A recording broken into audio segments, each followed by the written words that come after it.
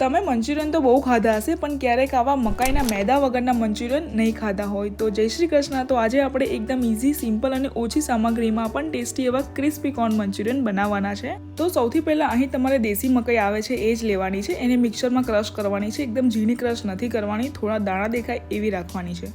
પછી આમાં બેઝિક મસાલા એડ કરીશું. આદુ, મરચાં, લસણની પેસ્ટ અને ડુંગળી અને કેપ્સિકમને એકદમ ઝીણા સમારીને નાખ્યા છે. અહીં તમે તમારી મનગમતી વેજીટેબલ લઈ શકો છો. પછી થોડોક મરી પાવડર અને મીઠું સ્વાદ અનુસાર અહીંયા એડ કરવાનું છે. પછી આપણે બેસન નાખવાનું છે. એને એક સાથે એડ નહીં કરીએ, થોડું એડ કરીશું. પછી કોર્નફ્લાવર પણ આપણે એડ કરીશું અહીં.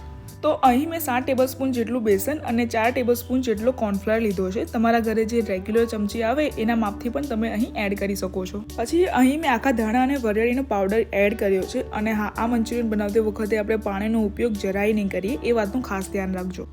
પછી આ બધાને સારી રીતે મિક્સ કરીશું. અને મને અહીં થોડુંક મીઠું ઓછું લાગ્યું એટલે મેં અહીં એડ કર્યું છે. આમાં મેં સોડાનો ઉપયોગ નથી કર્યો કેમ કે કોર્નફ્લાવરથી આ મંચુરિયન ઘણા ક્રિસ્પી લાગે છે. હવે મેં બીજી બાજુ ગેસ પર તેલ ગરમ કરવા મૂકી દીધું હતું. હવે તેલ ગરમ થાય એટલે ફટાફટ આના મંચુરિયન બનાવી લઈએ. અને આ બેટરને રેસ્ટ થવા નહીં મૂકીએ કેમ કે મકાઈ પાણી વધારે છોડે છે.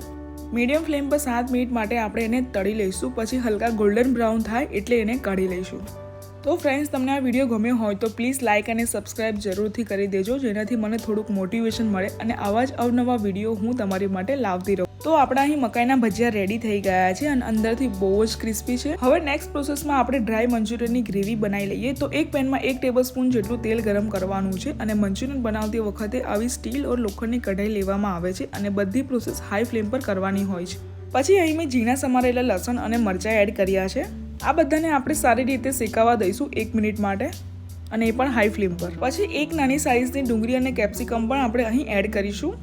હવે આ બધાને આપણે કન્ટિન્યુ શેકાવા દઈશું 2 મિનિટ માટે. પછી soya sauce, red chilli sauce અને શેઝવાન સોસ નાખ્યો છે. આ બધાને થોડાક જ આપણે એડ કરવાના છે. ઓનલી રેડ ચીલી સોસને તમે તમારા ટેસ્ટ પ્રમાણે એડ વધારે કે ઓછો એડ કરી શકો છો. અહીં તમે કેબેજ અને સ્પ્રિંગ ઓનિયન પણ લઈ શકો છો. હવેના સ્ટેપમાં આપણે એક સ્લરી બનાવવાની છે. થોડા આરાના લોટને પાણીમાં નાખીને આવી પેસ્ટ બનાવીશું અને આમાં એડ કરીશું અને કન્ટિન્યુ હલાવીશું. અને એ જ વાટકી જેટલું પાણી નાખીશું જેથી આ ગ્રેવીમાં ગટ્ટા ના પડે.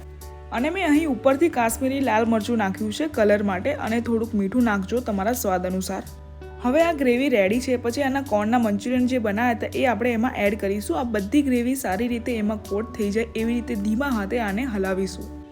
બસ, હવે આપણા ક્રિસ્પી એવા કોર્ન મંચુરિયન રેડી થઈ ગયા છે. અને મેં અહીં તમારી જોડે 2 ટિપ્સ શેર કરી છે. એક તો તમારે આ મંચુરિયન બનાવતી વખતે આપણે જે દેશી મકાઈ આવે છે એ જ લેવાની છે. અગર જો તમે અમેરિકન મકાઈ લેશો તો એને પીસતી વખતે એમાંથી દૂધ વધારે નીકળશે અને આપણા મંચુરિયન સારા નહીં બને. અને બીજી ટિપ્સ છે કે આને તમે ગરમ જ ખાજો. અને જો આને તમે વધારે રાખશો તો આ એકદમ સોગી થઈ જશે અને ખાવાની બિલકુલ મજા નહીં આવે. તો એકદમ ઇન્સ્ટન્ટ બની જાય એવી આ રેસીપી છે. તો પ્લીઝ આ રેસીપી ઘરે જરૂરથી ટ્રાય કરજો અને મને કમેન્ટમાં તમારો ફીડબેક જણાવજો. તો મળીએ છીએ નેક્સ્ટ વ્લોગમાં.